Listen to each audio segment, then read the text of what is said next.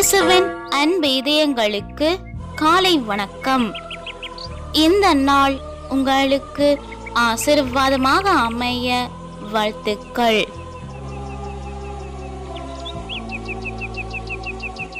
இப்போதைய நாளுக்கான ஆசீர்வாத இறைவசனம் எசாயா அதிகாரம் 54 இறை வார்த்தை 10.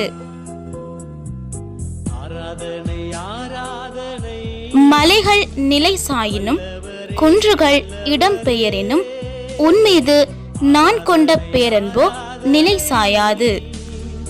அற்புதமே அதிசயமே